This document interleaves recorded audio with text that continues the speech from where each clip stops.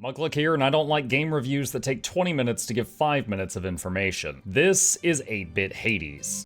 Children of Morta, a roguelike action role-playing video game. It is available on Linux, PC, Mac, PS4, Xbox One, and Nintendo Switch. It is rated T for teen and can be played single-player, local co-op, or online co-op. The goal of this review is to determine whether or not this game is worth its price tag and time for you. The game's setting, with no spoilers beyond the tutorial. You take on the role of characters in the Bergson family, descendants of heroes who had fought an evil in the past, though much of the details are lost to time. Seemingly, that evil, or another like it, has returned and emanating corruption from the nearby Mount Morta like an ocean of darkness. Using the skills of the various family members, you try to stem the tide and keep your family alive while doing so. The general gameplay. After some lore exposition, you first play as John, the father, who prefers sword and board. As you play missions, you unlock other members of the family or close friends you can choose to play as well, such as his oldest daughter Linda, an archer, or Lucy, the youngest who has a gift for magic. The missions are roguelike and procedurally generated in form, meaning if you die, you are snapped back to your home just before death, where you recover and try again, and the map will be different. On the mission, you will find various items and blessings which can help tilt the odds in your favor, and you also earn experience on whichever character you are playing. As they gain levels, they gain more permanent skills that will be with you on all future runs, such as new abilities to use or buffs for the entire family. You can replay maps to do side quests or farm more if you wish to, or just go straight through the story if you are feeling confident. Children of Morta took me about 10 hours of gameplay for the first playthrough of the main story and trying out the Family Trials game mode once before recording this review. After the main story, you also unlock a very fleshed out New Game Plus mode, adding a lot more playtime if you fancy it, and Family Trials are infinitely repeatable content. Comparisons to other games.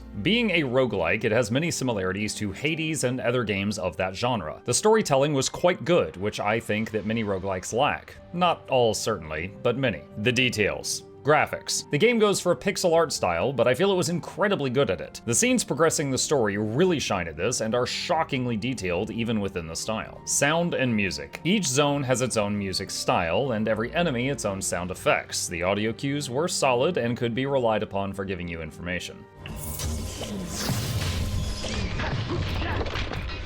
Controls. Children of Morta can be played with a controller or with mouse and keyboard. I played it with a mouse and keyboard and had no issues. It also lets you rebind keys that you dislike, which is perfect. Saving system. This title does not have manual saving. It uses an autosave system and shows an icon whenever it autosaves. I found it good to always go to the load game menu to make sure it had saved recently before closing out when I finished a play session. Content creator concerns. None. I streamed my entire playthrough on Twitch and YouTube and uploaded the entire thing to our Muckluck Plays YouTube channel and did not experience any muted VODs or have any issues with copyright claims. Do I have anything negative to say? There was one bit of storytelling near the end that I didn't care for, but I'll be vague to avoid spoilers. 99% of the storytelling I greatly enjoyed, even just seeing the family and their day-to-day activities in between their missions. Training, cooking, reading books, working in the workshop, and just spending time together trying to stay sane as their world was falling apart while they recovered. Final thoughts. It was a solid story, fantastic pixel art visuals, solid sound design, and most importantly, I had fun. Seeing the tale unfold, playing the different characters, unlocking those talents that affected the whole family was very enjoyable, and I always had small goals to work toward. I think that even if you just plan to do one playthrough, the game is fairly priced and is worth the time and money. If you end up going into New Game Plus mode or Family Trials, then you will get even more bang for your buck. This video was not sponsored, so if you enjoyed it, please consider hitting that like button to help us out with the YouTube algorithm and subscribe for more content. If you'd like to see my own playthrough of Children of Morta, I'll include a link to that playlist from our other channel down below. Subscribe there too. As always, a massive thank you to our dear patrons who make content like this possible. If you'd like to become a supporter and earn early access, there's a link to that in the description.